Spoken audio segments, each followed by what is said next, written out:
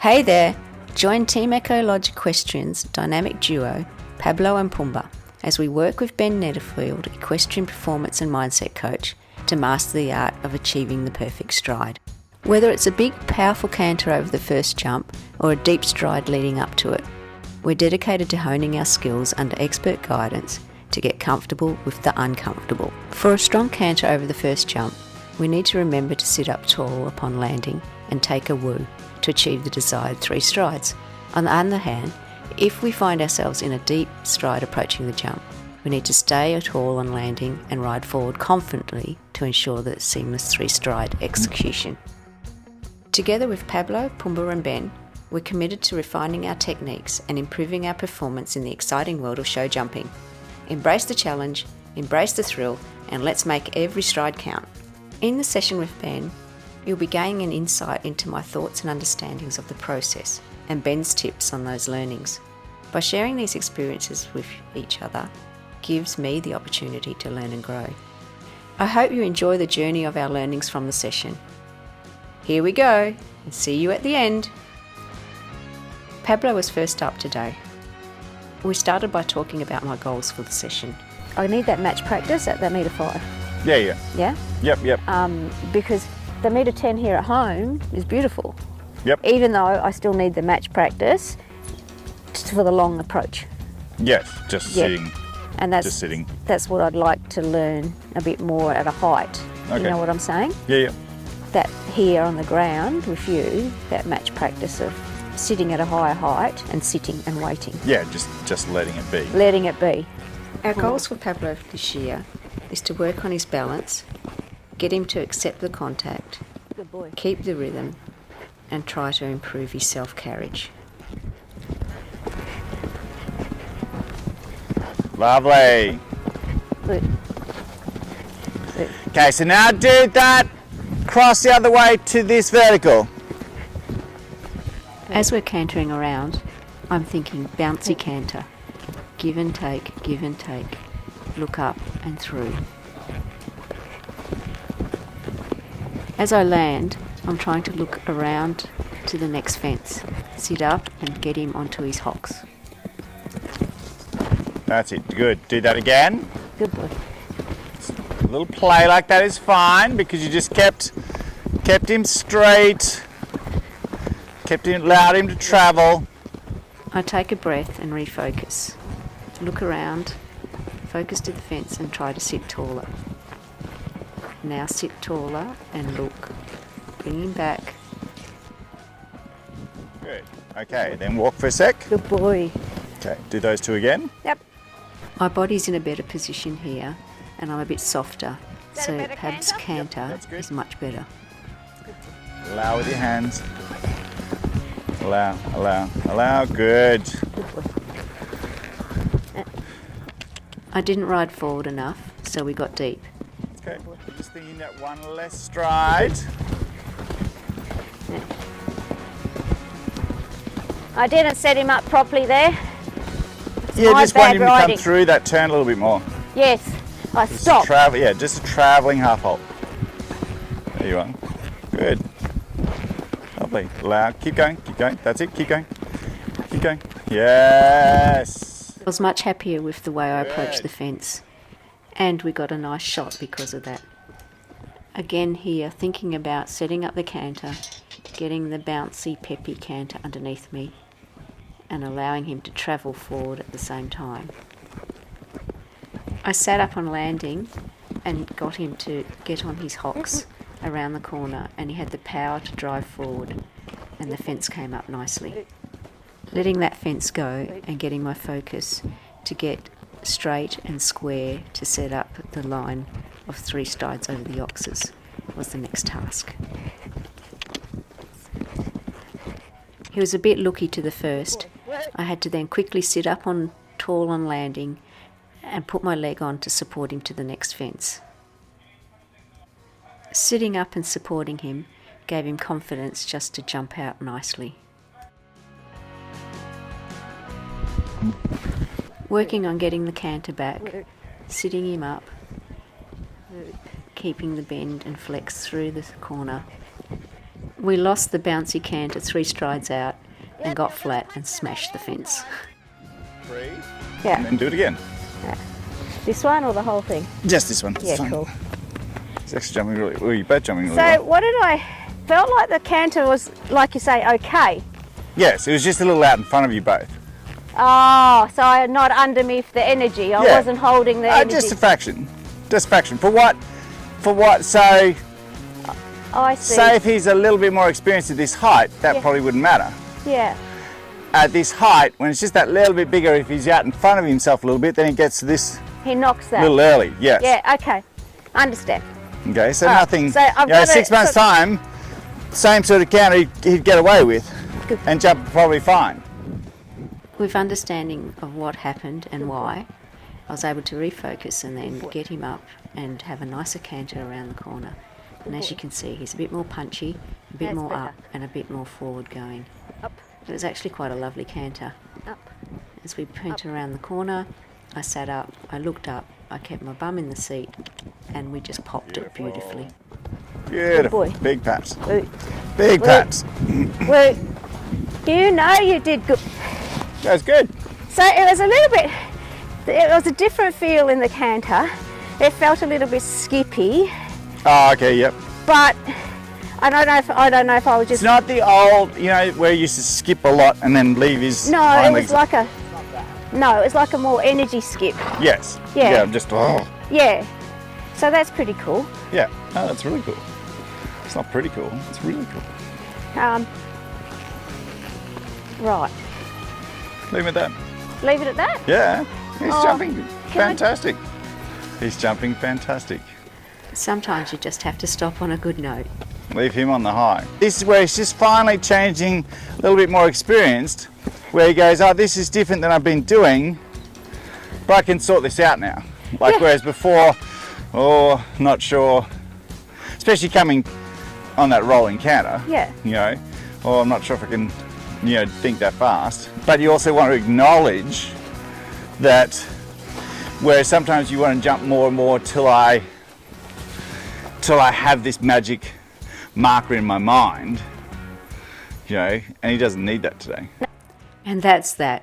It's always hard to stop when you're on a good thing.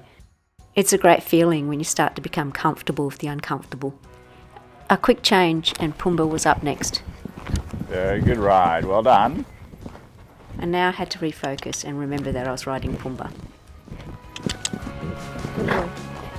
That's what turns really tough with him. It's really easy to get that pace behind that power band.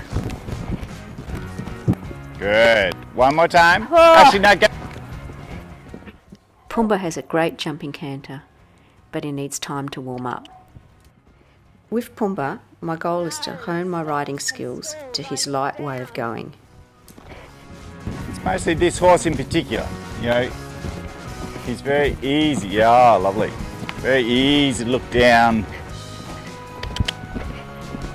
Yeah, lovely. Good.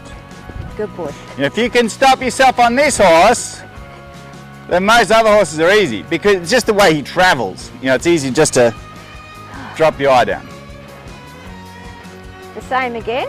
Yes, the same as we did before. So cross, vertical. Yeah. Second time do cross, vertical, oxa, oxa. Oxa. Okay. Difference between him going forward and not going forward is a touch of the rein. Well, that is, Or and I look think down. Cementing my This gonna be a position is the very next step. fine motor skills now because this is partly your size and weight. and that's what he said to me. You know what I mean? Like, Yeah. you have to be a little bit more back than some other riders that can be forward, But but still- because they've got much bigger levers, they can come back easy. Whereas you want to be there because you don't want to be punched, 4 different times. So yeah, that's going to be fine motor skills. Developing these motor skills is a work in Now, progress. what I want you to think at this next moment now Yes. is, that classic thing of you've warmed up, Yes, and you've stopped. and you stood for whatever reason. It was unplanned. And so now, as we say to you, it's quite frequently, don't go anywhere near the first fence. Until I've got a canter. So you got to count it, and you know where it's exactly at. He's not gliding. Is he genuine? Yes, that's it. Okay. So if you take 30 seconds or 90 seconds to get to this fence, that's fine. I definitely needed the time to get his canter going again.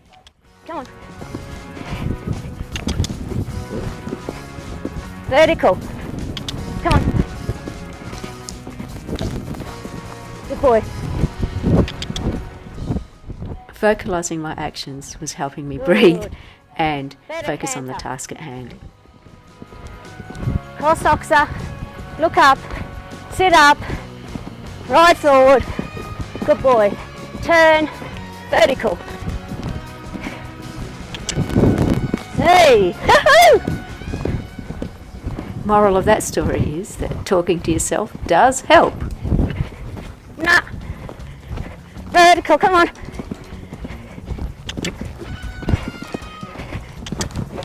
Hey, yucky, wasn't it? We'll come again.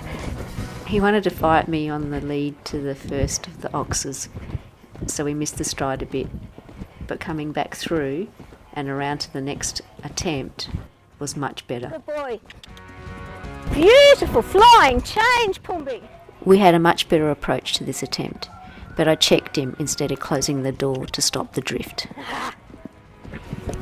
That was shit from Margaret. Woo. Check was an unconscious, he's starting to drift, I wanted to stop the drift. Yeah, which is That's not a check as. No. So that's more the logic. the wrong logic Yeah, because so I want to open rather than hold. yeah. Or in your mind, you're stopping the drift Whereas rather than just going forward and pushing. lifting and opening. Yeah, Because it's not back, it's lifting, and I went back. Just remember, with him, it's not much. No, I know. Not much. It's not much. Remember the horse I'm on. Yeah. We're now got to use those tools that we've got. Yeah. The key to my success is being able to draw on those tools under pressure. Easy distance. Good boy. Very easy distance. Very easy distance. You land on the green really balanced. Good boy. We had a good approach with a big powerful canter all the way to the first fence.